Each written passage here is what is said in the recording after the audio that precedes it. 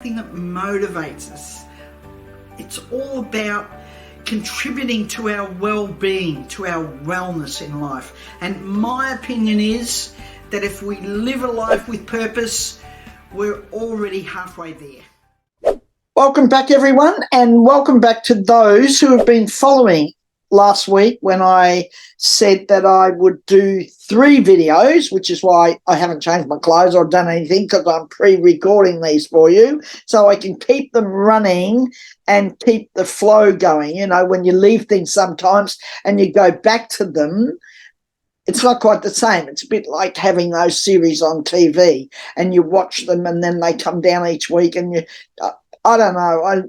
I still enjoy it if it's something I'm enjoying, but in a way I lose the plot a bit because it's not quite the same as being able to sit there and binge on as many episodes as you want to watch if you're still enthralled and involved like I get.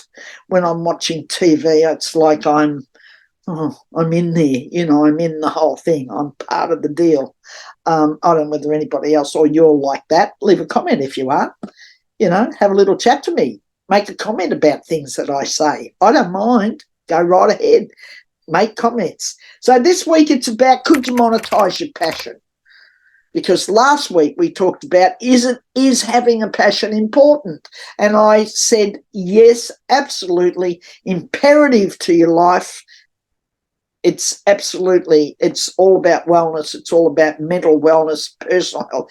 Yes, yes, yes, yes, a big yes. 2, it is really important to have a passion in your life. Really important. If you haven't got that, what the hell else, she says. So, could you monetize your passion? Yep, you can. There's a number of ways that you could do that if you have a passion for something or an idea. Before I get into that, click on the link below and subscribe to Bold Not Old, Wednesdays with Wallis. We need you. We need you as subscribers. I need you to come on board and be part of what I'm doing and to see that I'm, you know, making a difference, doing something that is meaningful. So we all need that. And that's part of what I'm talking about today in relation to you and your life is that, yes, you need a passion in your life. It is important. And could you monetize it? That's the next question. Could you take what you have? Could you take that purpose? Could you take that passion? Could you take that idea?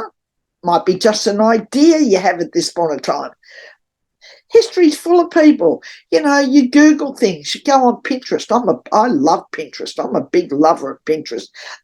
Lots of people like different types of social media. I love Pinterest because I love all the pins. I'm very visual. I love the visual things. And, of course, I go on there to look at you know, decorators and homes and decorating and everything. At one thing leads to another, I might end up on looking at, you know, fabulous men's shoes, which I did recently.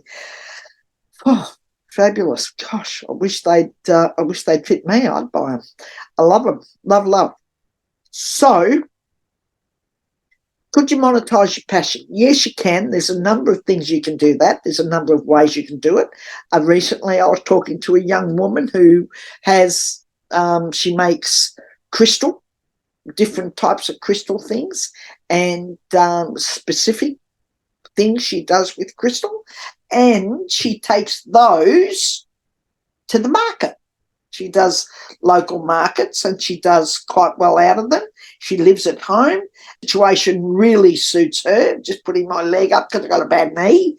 And she just loves it. She loves it. She does it via the markets and she's building up quite a clientele and her, you know, people come back and purchase more things and she sells things personally, and I think she might have a Facebook page or whatever. I'm not sure about that, what else she set up for herself.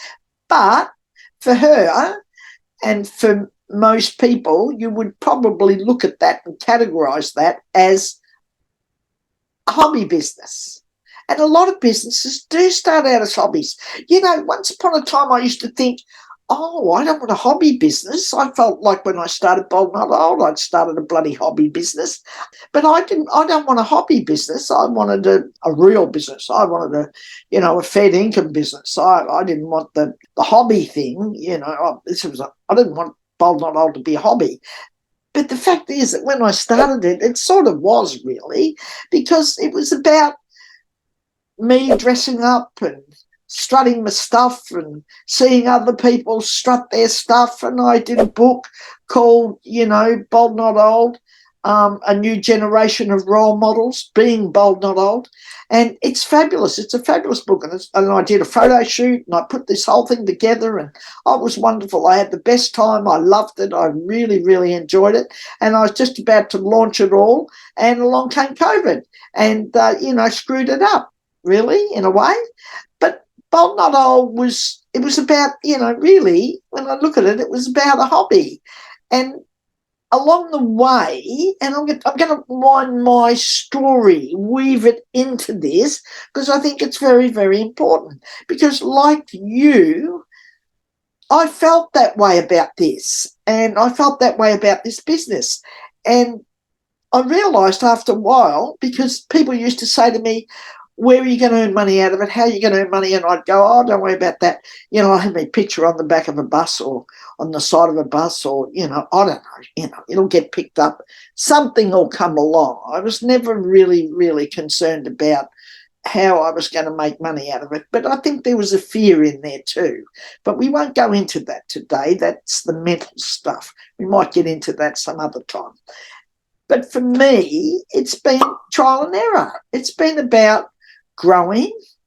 It's been about finding my way, which is why the upcoming membership, the doors are open now to become a member of Bold Not Old and join in later in the month when we launch our webinars, our weekly webinars, which yours truly, will be hosting for you. I'm going to be sharing about how you can take your idea and your passion online, how you can build a business for yourself online. Now, that's the evolution and where I came to with Bold Not Old. I got to a point where I went through a number of iterations, so to speak. I went through a number of things. I tried this and I do this. And when I first started out doing some content, I did content around, I'd dress up, I'd wear hats, I'd wear funky things. I still do. But I really, really made it a real purpose of doing that. So I was reaching and doing things around fashion and the whole, that whole area, a bit like a fashion influencer, so to speak, for people who are a bit older. And loved it. I just loved the whole thing. But along the way, I felt like I could do more. I could create more out of Bold Not Old. What did Bold Not Old mean? What was it offering? What were people going to have via Bold Not Old? How would I make it meaningful to people's lives and not just, and I don't mean it that it's not important, but not just about fashion and that. What could I do to really help people from the experiences through the years that I'd accumulated and the things that I wanted to do? So I realised that I could monetize it. I could actually not have the attitude, well, I don't know where I'm going to earn money, something will come, to purposefully looking at that and going, I need to monetize this. I need to, and I want to, not just need, I need it for my own personal self and my own, that I can do it, but I wanted to do it because I wanted to see where I could take it. I wanted to see what I could do with it. Do you have something that you feel that way about? Do you have something that you've been toying with, or something you've been playing around with, or an idea in your mind that you go, I wonder if I could do anything with that. Oh, no, nobody will be interested. Oh, probably nobody really would want that. Why would anybody listen to me? That's a favourite. I tried that one on for a long time. That held me back for quite some time. I love that one. That's a goodie. Nobody who'd want to listen to me. Crap. It's just crap, isn't it? I've heard, seriously, the worst speakers in the whole bloody world speak and have great followings and have amazing businesses. And for me, they're like, boring. And I don't mean that in a really derogatory way. I just simply mean it's the truth. They are. But they got great followings and they make a lot of money. So it's not about if you're a good speaker, if you've got all the skills. We're always comparing ourselves to someone else instead of just putting one foot in front of the other and having a go at something for ourselves. I'm going to produce another video, Passion to Profits, Is It Possible? And it is. And I'm going to have another little chat about that. I'm going to end this video for the day. And then next week, when you look at, I won't change because I'm doing all these back to back, these videos, you're going to be getting the next segment of it, so to speak, the next part of it, which is going to be Passion to Profits. Is it possible? And absolutely it is. And I'm going to give you some stories about different people and the sorts of things that people do and the sorts of businesses that people take online. And I'm going to be specifically talking to you about the internet and taking your business online. So I'm not going to get into that now. We're going to talk about that in the next segment of Wednesdays with Wallis. Don't forget to click on the link below and subscribe to Wednesdays with Wallis, and I'll see you next week. And you're going to be hearing a bit more from me about this whole thing about, passion to profit, because it's important. It's really, really important. It's important in so many ways, and I want you to earn the money anyway. Why not? What the hell? Why not? Earn the money, love, so you can sustain your life and have more things.